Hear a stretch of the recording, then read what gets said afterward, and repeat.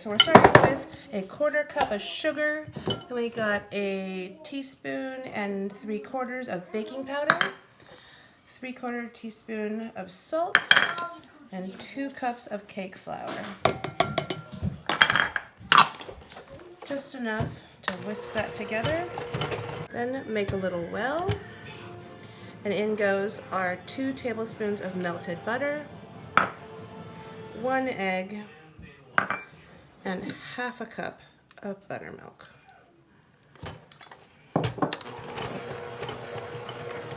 Whisk until a shaggy dough forms. You don't want to do too much of it though. You don't want to mix it too much or else you will have tough donuts.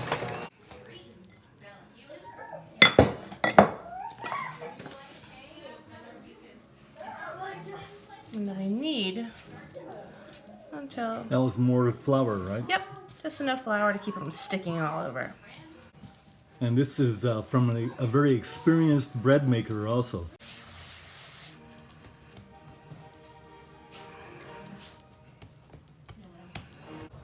So what size is that cutter? Maybe 2 inches, 2.5. I don't know, it just came in my little kit. The less you have to fuss with them though, the better. If you re-roll, it makes them tougher every time. You're using cake flour because it has a lower protein content. So you're not trying to go for a chewy donut, but rather a tender donut. Well, that was like stamping out shotgun wads. We've seen James on the Reloaders Network stamp out shotgun wads like that. So roll.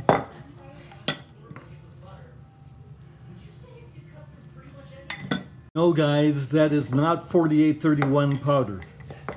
I've seen Elvis Ammo roll black powder, something of that nature like that. Those cutters are like donut cutters, is that what they would call? Yeah, or biscuit cutters. Too bad they don't sell those in 10 gauge. Yeah, they come in these kind of things. Yeah, we need it in 10 gauge, 12, 20, and 28 and 410. Go to the store, the donut store, and early in the morning you buy your dozen donuts. Well, this is how they were made, early in the morning. So now we have some nice rice bran oil purchased from Amazon. You can use other oils. You want an oil, if you're gonna fry, you want an oil with a high smoke point. So those are things like canola, some vegetable oils, peanut oil. Peanut oil is really nice. But rice bran is a really light tasting oil. And I've noticed that it fries up lighter. So you only just need enough to create a depth. So you just want your donuts to float. About 3 or 4 inches. And that is a nice cast iron pot. I tend to put it on the back so that I put it over medium-low heat. It's the thermometer you're putting in. Mm-hmm. And what, 350? Correct. Probe in right at medium depth. Do not touch the bottom. Like so. Glazing the donuts in a matcha glaze, and then the donut holes I'll toss in a matcha sugar. So let's talk about the matcha sugar first. I have a cup of granulated sugar, and then I'm going to do a tablespoon of matcha. Wow. Now where do you get that? Again, Amazon. Oh, okay. And then you just whisk that until no lumps remain. Green tea color. And too bad it's a video, but can you smell it? It sure does smell nice. You want to be as lump-free as you can. If you had some lumpy sugar, you could run this through a food processor if you wanted to make sure it was absolutely lump-free. Okay? So now let's make the matcha glaze. I have an egg white in here with a pinch of salt. I save the yolk for another use. We are now going to put in our 2 cups of powdered sugar.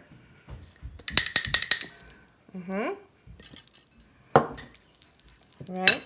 Little bit, a tablespoon of water, and then now 2 teaspoons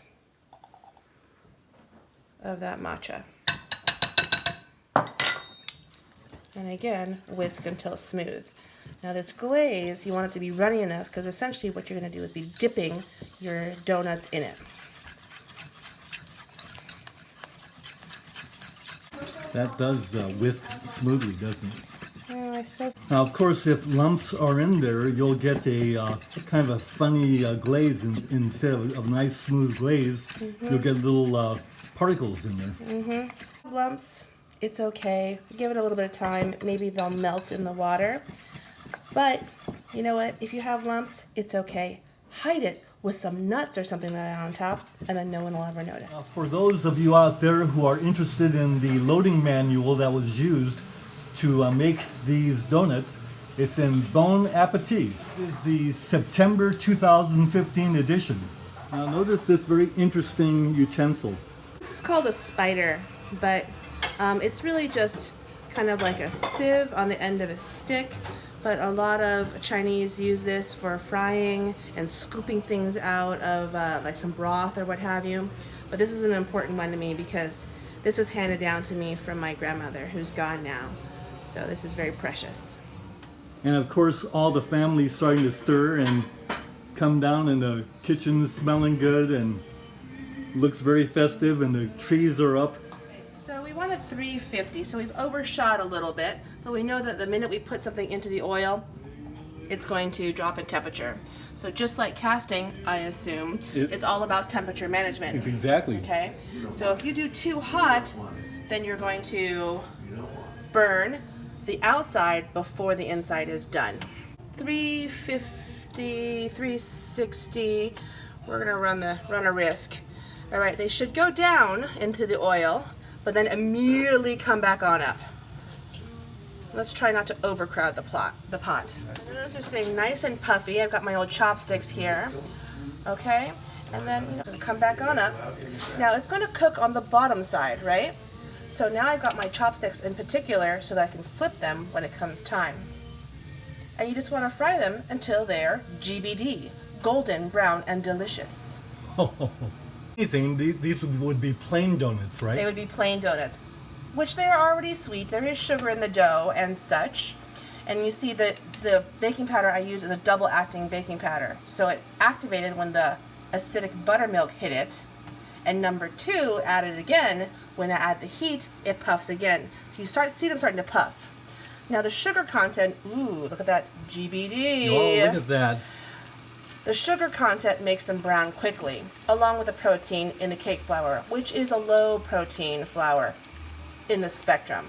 But that creates tenderness as opposed to chewy. We're not making bread. Or we're not making Chinese fry bread, yojiakoi. That's a different video. Just like the various components of gunpowders. Correct. You have detergents and you have retardants and some graphite in there to keep the sticking and all that kind of thing, and yeah. Exactly right. But I'm practicing these donuts because I'm going to be starting cooking classes pretty soon, teaching at our local artist network, and I thought this would be a fun addition. Come on. And now look at our temperature. We're still holding at about 359.2. Pretty good. I'm seeing that these are not burning, so we're okay on temperature. We're almost done. I've prepared a landing to catch our donuts. I use a cooling rack, and I hate to do dishes, so I put foil on top of my cookie sheet later on, so then when cleanup is easier, just fold up that foil, put it into the recycler, all good. This is incredible. When we cast bullets, we drop them into a soft landing place, like a soft cloth or something.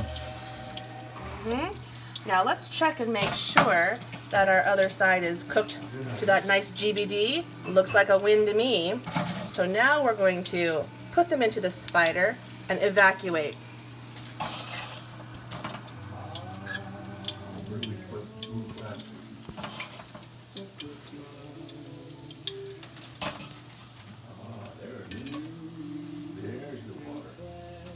They have a nice aroma.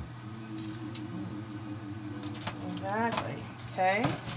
And Now, while those are draining, exactly right. Our then temperature is still holding. Everybody into the pool.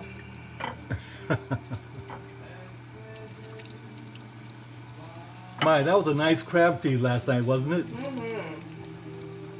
Yeah, we had 4 crabs last night, and how festive was that? Delicious. If I had to guess, we would probably be maybe 3 minutes aside.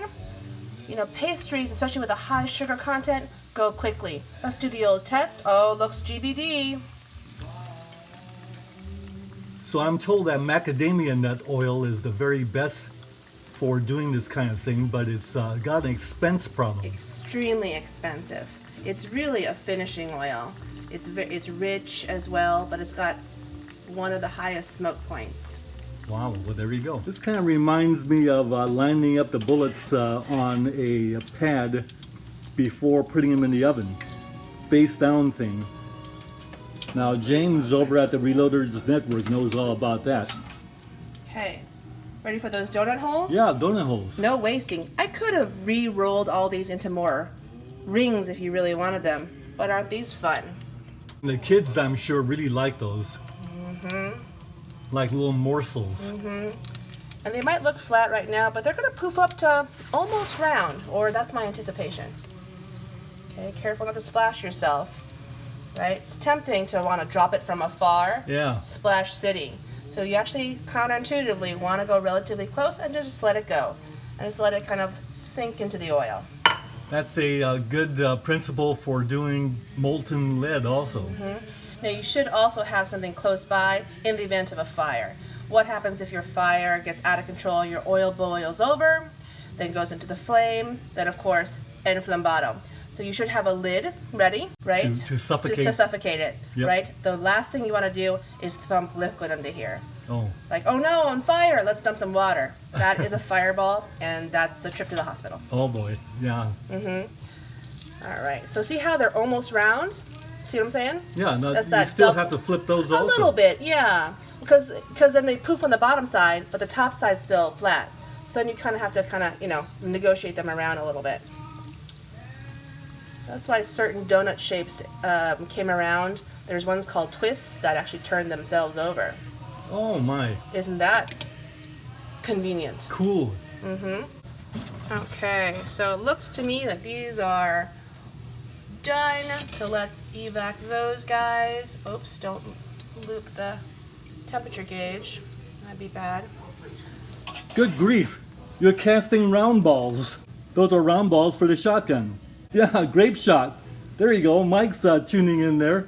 Okay, now these guys have just come out of the oil, so they're still pretty hot. Too hot to touch. Meanwhile, however, our donuts have actually cooled down to comfortable. Now you might have noticed that I put the craggy sides on the top on purpose, because this is a nice smooth side and this one's craggy. I actually like the craggy side to be the glazed side. It also might hide some of those lumps if you're concerned about those lumps. But let's go back to the lump. Look at this. See, some time has melted all that sugar, so we're mostly lump free. It looks lump free to me. Okay, so meanwhile, I'm gonna put this guy just over here. And let's take that craggy one here. Look at me holding it. And then I just do the old dip. Swirl, swirl.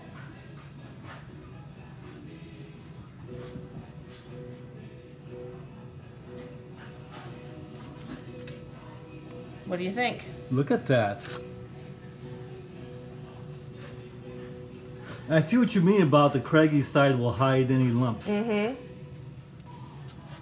think it also adds visual interest. If something is very smooth, perfect, interesting, I guess. But I think that the craggy side is even more interesting.